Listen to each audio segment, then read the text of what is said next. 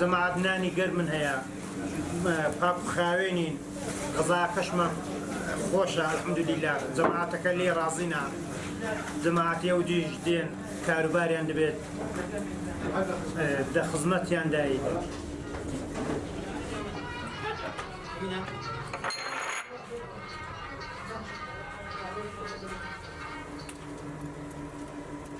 خاڵخانەی یارانم پیراشار لە بابەتی ڕادیۆ ئەم کەرتەکەمەیە مێرە غەزای لەخۆم ناڵ ساعتەی شەوێ بێ دوازدە بێ یەک بێ حتمە سەرێکی ئێرە چون کەبابی خۆشیەیە گۆشتی خۆشیەیە دەستیان خۆش بنایی تازە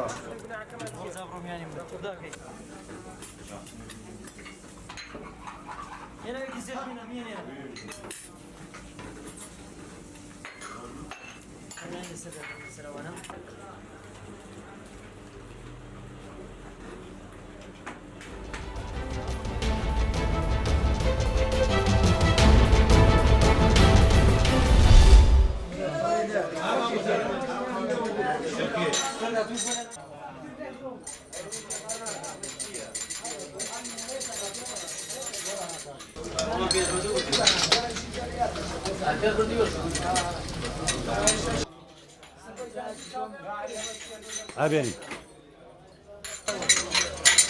چەند ساڵیانە لێرام نۆزەیشیان لە سلێمانی بووم من کە هاتم ئێرە ئەم چاخانە دوکانێکی چۆڵ بگرتم دەوری 20 چاخانە زیاتر لەم شارا بووە هەر هەمی چاخانەی دۆبینە بووە و تاوڵە بووە یاریتیا بووە بەس من چام فرۆشەوە بەس غێری چاخ هیچم نەبووە کەسیشم نەناسیەوە لەم شارە کەسێکەوەین بێت خۆم بە حکمی ئەوەی چاکەم بەدڵی خەڵکەکە تێکردووە خەڵکەکە ڕویان تێکردوم و لەوردە هەموو چاخانەکان گۆڕاون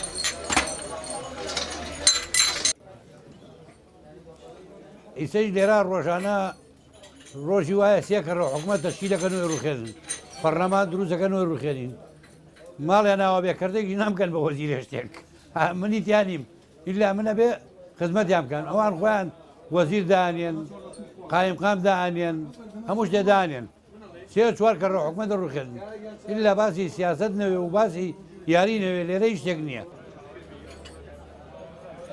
کاکە گیان یاخوا بەخێر بێسانی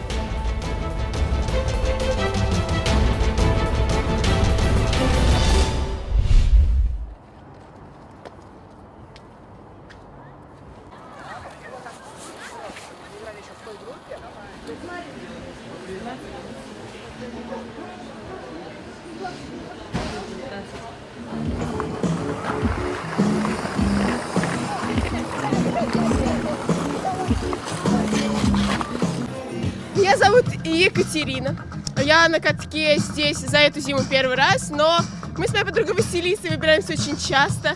И впечатления именно от этого катка мега положительные. Хочется пожелать, чтобы сюда приходило еще больше народа, чтобы ваш каток процветал и всегда был на позитиве.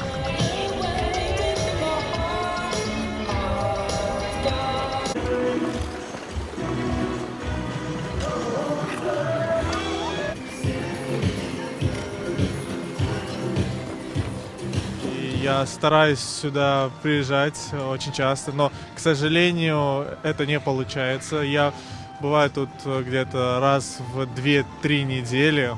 Хотелось бы чаще, но, увы, дела не позволяют.